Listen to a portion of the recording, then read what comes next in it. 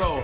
We'll roll with it. Glad to have you here with us as we continue on this fine-looking Wednesday morning. 76 degrees here on South Broad Street. Picture-perfect baseball weather, right? And we got a couple of guys here talking about a really cool event at the ballpark. It's our friend Dan Kopp with the Chattanooga Lookouts. Dan has brought along Matt, and pronounce your last name for Calkins. me. Calkins. And Matt, you are the Client Services Coordinator for? Partnership for Families, Children, and Adults. Glad to have you here as well. Happy to be here. I'm going to get rid of this because I will either drop it or throw it inadvertently. Here, Chris, catch that. Thank you. That was a good catch. Yeah, it a was. good pitch anyway. What do you got going on at the Lookouts this weekend? So it's going to be next weekend, the 17th. Correct. What we're going to be doing, it's going to be our 4th annual Deaf Awareness Night. It's one of the coolest nights we do out at the ballpark. It's actually 2:15 day game, and we get to partner with Partnership FCA and just put on a really cool Deaf Awareness Day. All right, tell me where you guys come into play on this. Sure. So Partnership for Families, Children, and Adults has been serving the deaf community for over 50 years. And we're really honored to be able to do the 4th annual Deaf Awareness baseball game. The goal of it is just to spread awareness of deaf culture and American Sign Language. Tell me, from your perspective, what makes this event at the ballpark so unique? Sure. So we're going to have sign language interpreters set up throughout the park. We're going to have a special performance of the national anthem by a local deaf artist, performer, and actress, Sonibert Wood. And she'll be signing the national anthem. It'll be a wonderful time for deaf and hard of hearing to socialize together and people to be exposed to a visual language that is American Sign Language. Quick side note, we went to the Dolly Parton musical a couple of weeks ago, and they had not one but 2 sign language artists that were interpreting everything that was going on there, and I was watching them more than I was what was going on stage. Very, very eloquent the way they do this. You are fluent in sign language as well, correct? Yes. Tell me what the sign is for "Take me out to the ball game." Oh, okay. So take me out to the ball game, you would simplify it to bring me to the baseball game. So we didn't really sign ball game. Right. You would say, let's go to the baseball game. How long have you been doing sign language? Over 5 years.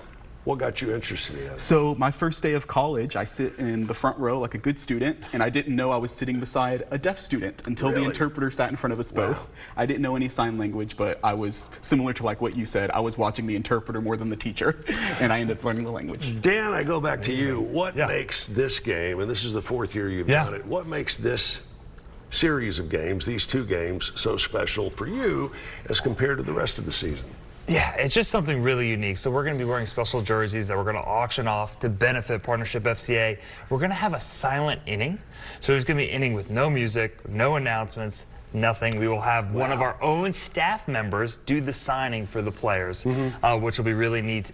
And you can get in for free. Bring a canned good, and those canned goods also go to Partnership. Well, it's definitely a win-win situation. Who are the Lookouts playing for this event? The Montgomery Biscuits. Yeah, always a fun little team name. It certainly is.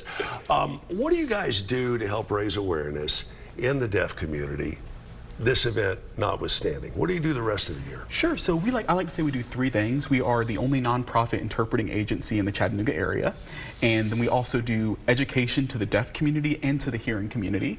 And then we do case management for deaf, deafblind, and hard of hearing. That can include training for jobs, looking for jobs, just learning independent skills, and providing access to communication.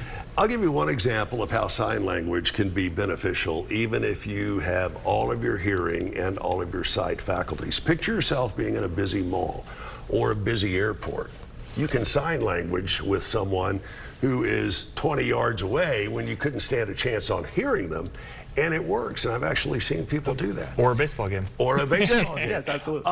What was have you done the silent inning previous with these folks? Yes, we have. What's it like?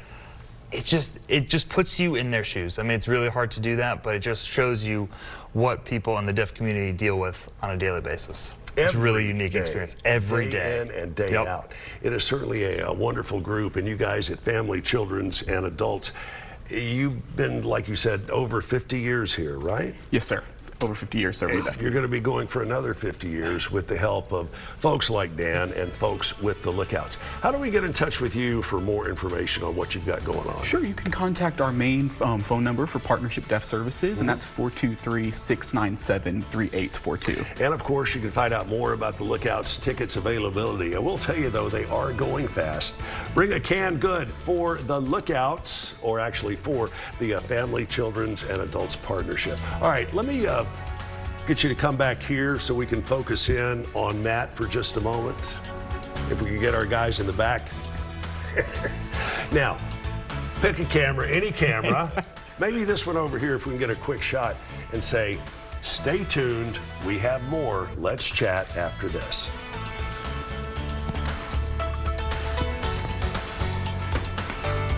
Perfect.